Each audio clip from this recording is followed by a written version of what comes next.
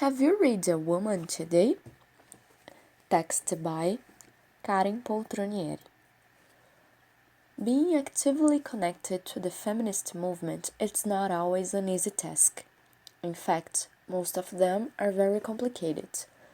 We see it despite of violence and inequality at extreme levels and everywhere.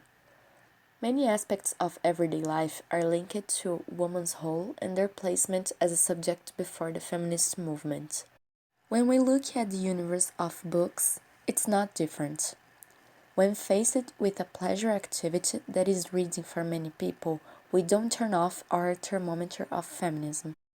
Once inserted in this conjuncture, we start to question all the time, and this is extremely necessary.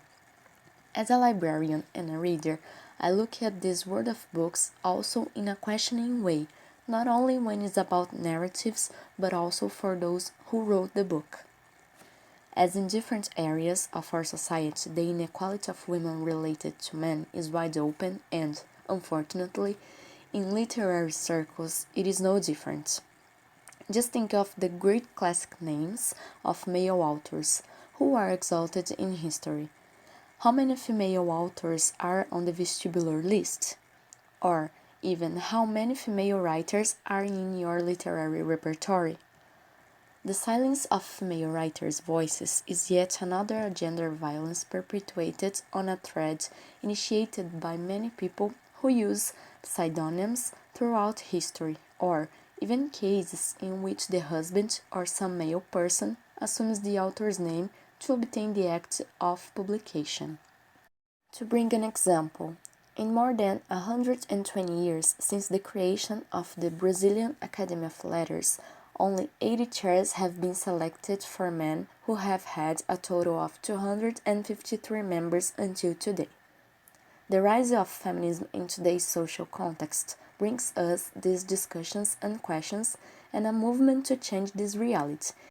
Even if it's gradually, we cannot stop fighting for these spaces and we need to create visibility for women authors and more, Black women authors. Is it necessary to mark this point? But I cannot exceed the limits of my place of speech in this moment. In this sense, several initiatives are being created to give voice to the writers in a movement of justice for literary inequalities.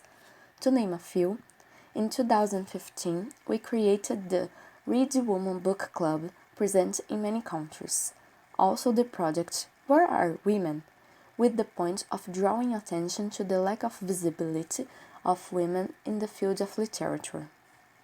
The move towards a change of unequal reality is very important, but it does not happen alone, not even without the daily questions of our common life. It is undeniable that the inferiority and inequality of women in the current situation. So, every moment of deconstruction is a victory and a step towards a less violent society against women. I leave here an incentive for those who want to read more. Read more women and questioning about the whole of women that is imposed to us. A nice tip for readers. There is a test called Bedshaw's Test, developed by the author Alison Bedshaw, which analyzes the genres of fiction in which there are at least two female characters in the narrative. If these characters talk to each other, and these characters speak about something that is not about a man. Apply this test and check how many books, films, and other cultural genres go through it. It's surprising.